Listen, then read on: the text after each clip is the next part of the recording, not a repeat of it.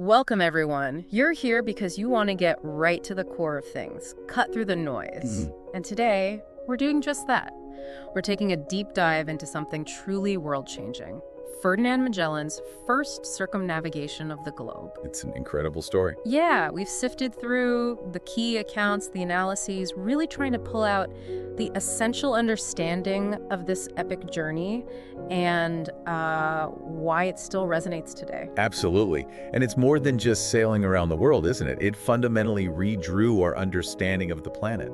Literally and figuratively, yeah. We're going to unpack some surprising facts and the really crucial insights that show just how audacious, how transformative this whole expedition was. Think of it like understanding the birth of our connected world, all in one conversation. Exactly. And it's just wild to think how little Europeans actually knew back then. I mean, beyond their immediate horizon. Oh, definitely. Magellan's voyage was a plunge into the complete unknown. Facing challenges that are almost hard for us to even imagine today. Right. We're talking treacherous seas they didn't even know the extent of. Navigating with pretty basic tools. Battling starvation, disease. Sounds grim. And then encountering entirely new cultures. Sometimes welcoming, sometimes not so much. Yeah, sometimes quite hostile. It's a story of just incredible ambition meeting the harsh reality of a world far bigger, far more diverse than they could have possibly imagined. So where do we start? The beginning, I guess. What was the spark? What drove this whole perilous undertaking? Okay, the genesis. Well, the big driver was the Spice Islands. Ah, the spice trade. Always comes back to trade, doesn't it? Pretty much. Yeah. Hugely valuable. At the time, Portugal basically had a lock on the eastward routes around Africa. So Magellan, who was Portuguese himself, ironically. Right. He had this conviction, this belief that you could sail west around the Americas to get there. A westward route. How did he sell that? It sounds like a massive gamble. He was persuasive. He took his idea to the Spanish crown, arguing it was a viable alternative, a way for Spain to get its own piece of the spice pie, essentially. Bypassing the Portuguese. Exactly. But what's really fascinating, as you said, is the sheer leap of faith involved. They were sailing off the edge of the known map, really. Just a vague idea of what was out there, almost reckless from our modern view. It really was. And the signs that this was going to be extraordinarily difficult, they appeared almost immediately. Like what? Straight away? Pretty much from the moment they set sail. The sources we look at really emphasize the constant threat of mutiny. Mutiny? Wow, why? Well, think about it. Brutal conditions on board, supplies dwindling almost from the start, the sheer unimaginable length of voyage stretching out ahead. Months at sea, storms, terrible food, or lack of it. Right. With absolutely no guarantee of reaching land, let alone the Spice Islands. The psychological pressure must have been immense. Yeah, I can only imagine. And it wasn't just the sea and the internal strife, was it? Landfall wasn't exactly a vacation. No, not at all.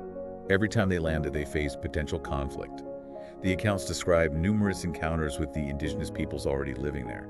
How did those encounters usually go? It really varied. Some groups were hospitable, offered food, maybe information, which was crucial. Okay, that's good.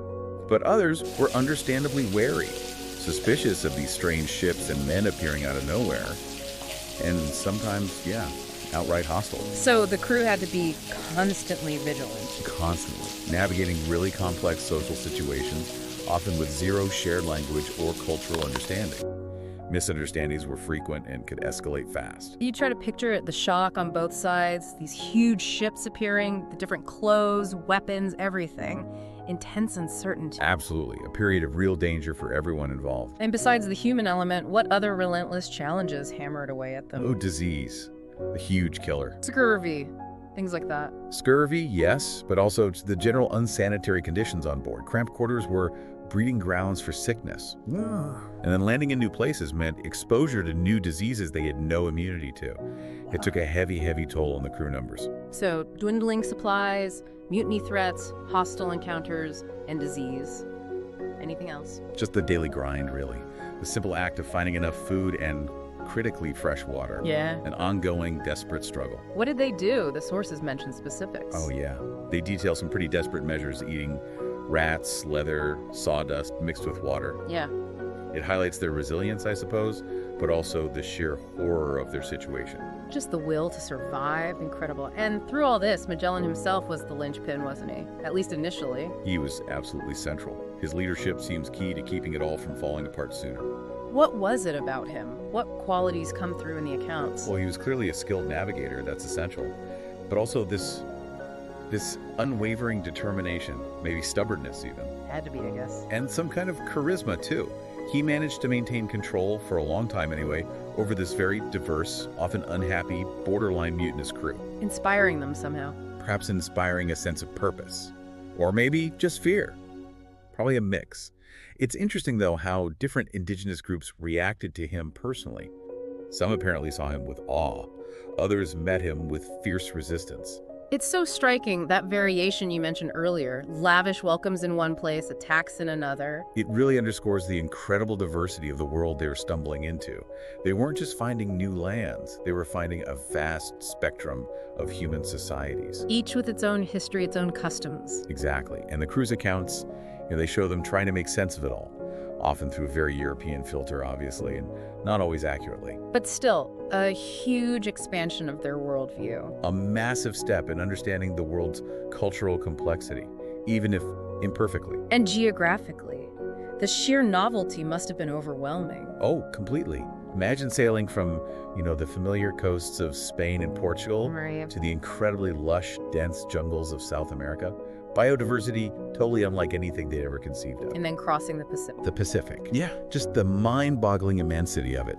An ocean so vast, it fundamentally challenged their ideas about the size of the Earth itself. These landscapes must have just blown their minds. The sources often convey that sense of astonishment, sometimes awe, sometimes outright fear of these new environments.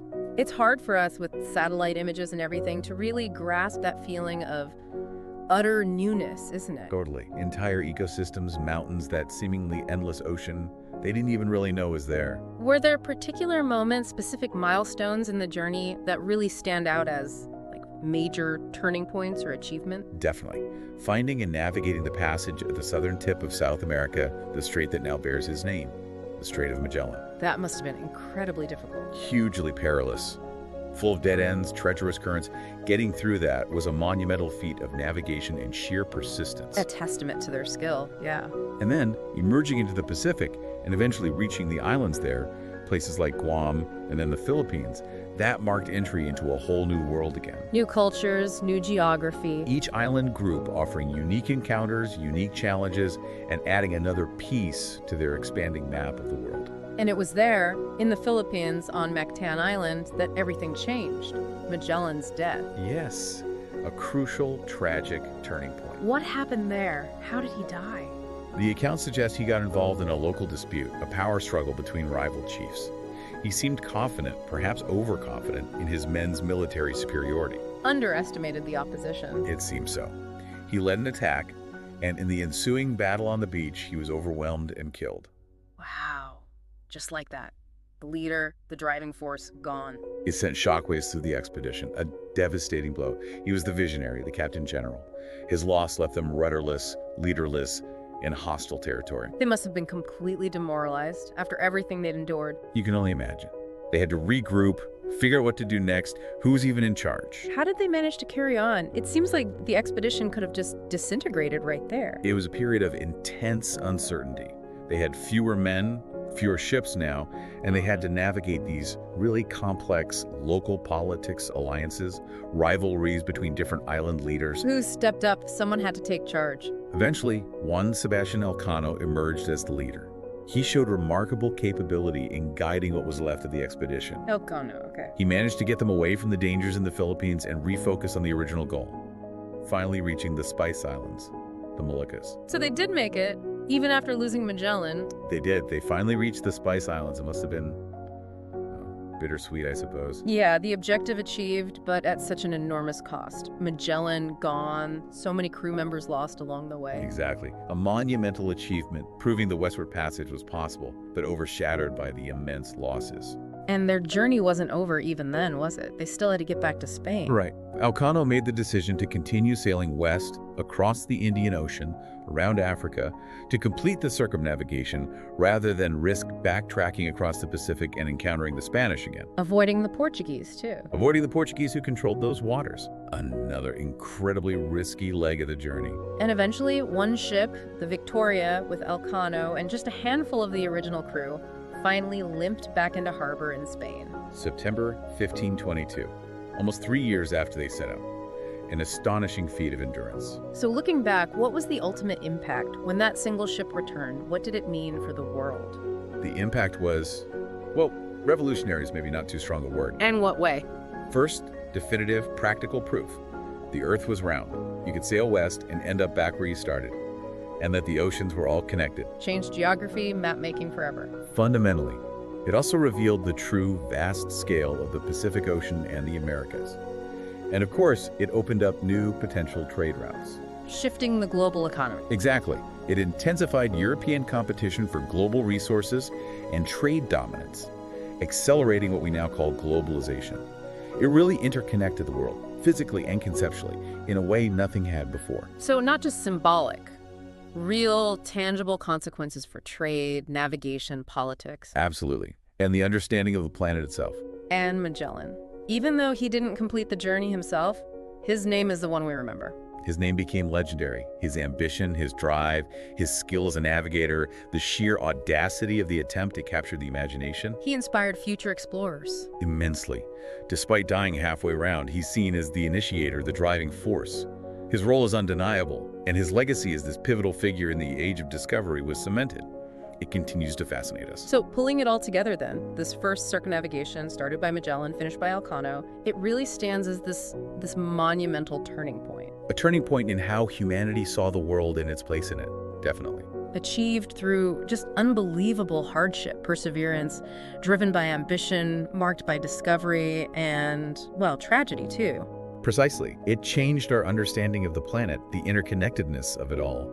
Irrevocably. It really makes you think, doesn't it? I mean, consider the sheer boldness, setting sail into what was largely unknown 5 centuries ago. What are today's uncharted territories? What are the seemingly impossible frontiers, the new kinds of circumnavigations, maybe not geographical, that we're embarking on now, pushing our knowledge, potentially reshaping our understanding of, well, everything? That's a really compelling thought to leave people with. What are the modern Mactan Islands or Straits of Magellan that we're navigating today?